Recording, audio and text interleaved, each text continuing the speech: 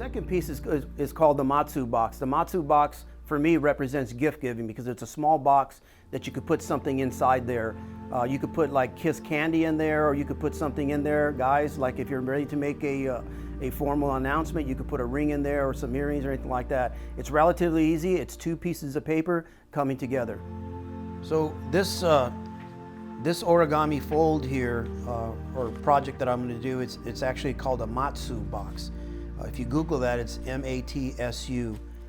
What the outcome of it is going to be is this box right here with two sides. You're going to actually replicate both of them. What I like about the Matsu Box is you could put a gift inside and give it to somebody. We are in the gift giving season, so something like that would go a long way, especially for you guys who want to propose to somebody. You could actually put that ring in here, and it goes a long way. Sometimes what I do is I just make different origamis and I just give them to people just randomly. It's just random acts of kindness. So what I did is I chose two pieces of paper. I want them to stand out a little bit.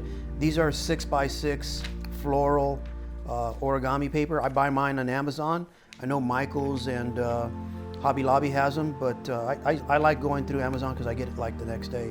So to start off with, you want the floral side, the side that you're going to be doing, facing downward. Okay, and then these are simple folds, and we chose this one here because it's relatively easy. What I like about folding origami is the mindfulness of it. I call it mindfulness because it allows me to focus and concentrate on the here and now. So if you see, I brought both edges together, and what I do is I just crease it. And I like using these book binding tools. You can use a tongue depressor or any tool you like because it actually presses down more and makes the crease nice and sharp. So once again, you have the floral pattern, whatever pattern you have, facing down, and you just bring it over, and really simple, just fold it down and use your tool, crease it, and try to keep it as aligned as possible, because the whole thing is not to rush through this. The whole thing is for you to spend time meditating and focusing on the here and now and closing everything out that went on during that day. So you're going to repeat the fold just the opposite way. You did it this way. Now you're going to come back and end to end, just make them meet. You could even bring it up to see a little bit closer and crease it. I use, this is my media room. I do all my mindfulness origami in here because it's soundproof. I can't hear anything that's going on outside. I'm on a recliner and I have one of these lap desks on here. And I just choose to come here at the end of a heavy day and just focus on the here and now and do my origami. I started this a year ago, right before COVID. And now you see you have this fold, and then you have this fold, like that. Yeah, I started right before COVID, and I call it my COVID origami project because I started doing it, and I started doing it for me, then I started doing it for other people. And it really resonated really well, especially during this time of season. So now what you're gonna do is just kind of keep it as a triangle going up, and you're gonna bring each corner to the middle. You already see how you have those crease lines on there already. And that's why I used the tool, so they could stand out. And just use the tool, or use whatever, your finger, your nail or whatever, and just bring the other side. And you see I'm not trying to speed through this or anything. I'm just kind of taking my time. And you know what? It doesn't have to be perfect. What's perfect is you and the time that you're taking to do something like this, and you're making this beautiful gift to give to somebody, or you're making this beautiful gift for yourself. The benefits of origami is the mindfulness practice of it, of just calming down, relaxing, paying attention to what you're doing, and forgetting everything that happened during the day. I do this with my grandchildren. They really love it. This Thanksgiving, my granddaughter said, "Grandpa, I really like doing this because it makes me calm down." That's something to think about, especially in our busy world with our children. So now you see that all four corners have come together. And I'm unfolding this just for you. Bring them back together, just like that. And now what you're going to do is make another series of folds inside. So you have an imaginary line going down the middle of this. And what you're going to do is bring one end, trying to keep it together, down to that imaginary line. And you'll know you're right because all the creases are lining up. And that's what I try to do. I just try to focus in getting it as perfect as possible, because that makes me pay attention to it. And if you have arthritis in your hand, or you have another injury or in your hand, this really helps loosen up a lot of the arthritis and stuff. I've been diagnosed with, I've actually had like 14 different surgeries in my hand, and I almost lost my left hand. So this has been so therapeutic medically wise for me. If my occupational therapist would have saw me, she'd just be happy. So I did one side, now I'm gonna do the other side. We'll bring this up, and you can see sometimes I have some gripping issues, but I worked through it. I had a huge discussion with Christian Vega, and he was telling me that, he has tremors all the time, and but when he does his origami, he doesn't have any. And I tell you, Christian is a great inspiration to me about doing things like this, especially with his disability. So now I unfolded it. I folded it that way. Now I'm unfolding it. Now I'm going to do the same thing to the opposite. This is what I like about origami. It repeats the same process. It's like no fold is actually a new fold. It's kind of like in repetition. You do it over and over. So here again, I'm coming back over and doing it just the opposite. Sometimes you gotta, for me personally, I gotta shift the paper around. So don't be confused about that, because my grip slips a little bit, or my fingers don't want to turn, because I have no radial movement, rotation in my hands whatsoever. They've been fused together. So I have to kind of turn around. So turn it so it's going to fit you. Don't do exactly what Armando's doing here, but if you know it has to fold inward like this, put the paper where it's best suited for you. And you also did this fold in here too, remember? You folded it this way, and you folded it this way, okay? So now what you're going to do is you're going to open it up a little bit, and you're going to grab two ends. You're going to grab this end and pull it out. You're going to grab this end and pull it out. You can see the box forming now, okay? And now what you're going to do, and this, I struggle a little bit with this because of my hands, and a lot of you probably won't, is you're going to make it come together. You can see where the crease is coming together there, and the crease is coming there together, and just like a letter, an envelope, it's going to come straight up. Fold that crease back, fold that crease back. You see how it's going in there? And what you're going to do is bring the top down, all the way down. And don't be surprised if it doesn't come out perfect, but you're perfect and you can work with it, right? So there again, there's your crease right there. You see how my crease wanted to come out? I just went back and grabbed it, and look at that. That's what you want to do for one end, just like that. And you can see it stays down when you start creasing it.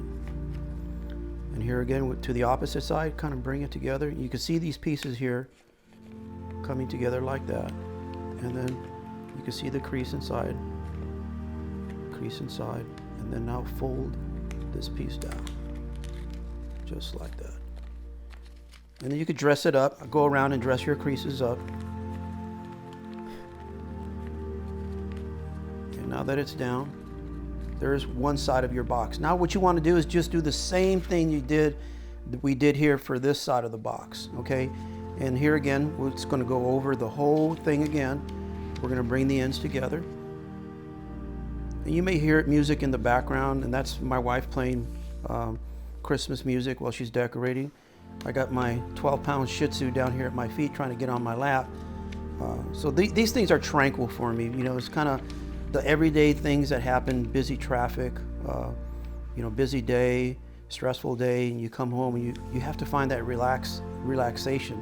Now, why is a former Green Beret using origami? Because I was diagnosed with post-traumatic stress disorder many years ago. I'm a 100% disabled veteran, and it's important for me to find my time to do things that relax me, and it's also important for me to do things for other people. So my pandemic journey has led me to making cases of origami, and I give them to a lot of my coworkers. I do different things. I do different flowers. I do dogs and things like that. I love doing the dogs because my service dog here, Joe, when I take him to the vet, I always give the vet technicians, the veterinarian, gifts of dogs. And you see how we did this again? We folded it in half, and then we folded this half, and Now we bring everything together, kind of like an envelope, right? And once we're done with that piece, we're going to bring these ends together, and then we're going to bring these ends together to form your box. Now you can use the same color paper if you want. I like using mismatched paper because it really stands out. This is a floral arrangement. Like I said, they have butterfly paper, they have solid paper. It really depends on what you're doing. Like when I do the kimonos, I like using the floral arrangements. The Japanese kimonos are really beautiful and they stand out.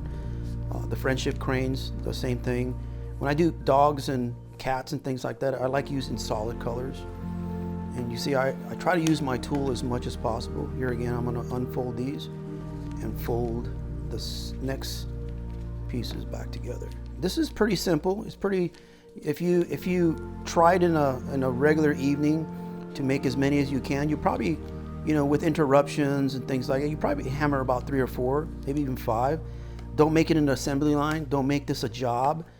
Remember, this is your mindfulness. This is your time to come in here, and wherever. You can do it outside. You could do it in the park. You could. I sometimes when I'm in an appointment, I have my journal with me. I have about 4 or 5 pieces of origami paper in there, and I just do it while I'm sitting there. And right before I leave my appointment, I hand it to somebody.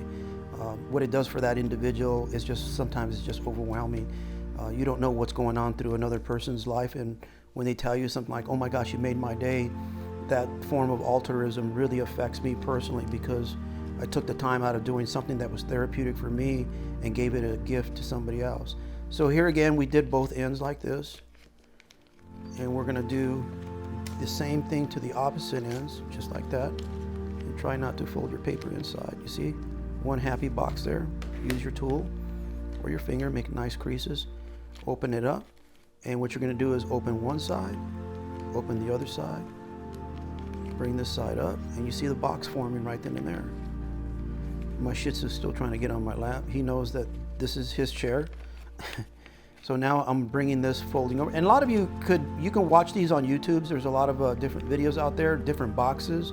And you see this one's a little sharper. It was a little bit easier, probably because I creased it down a little bit harder and paid more attention to what I was doing. And make a nice crease this way. And then fold it around the other way, bring it together. You can watch the videos. There's a lot of starter kits out there.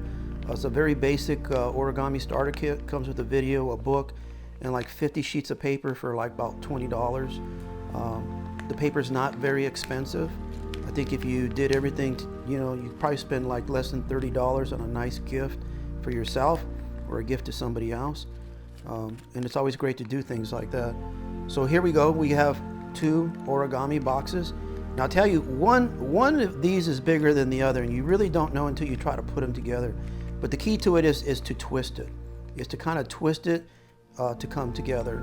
So here we're going to try to put this box together, and sometimes you got to almost like force it in there a little bit, but you see how it just came together, not too much, and then voila, here's your origami box. And this being the giving season, you could put a gift in there.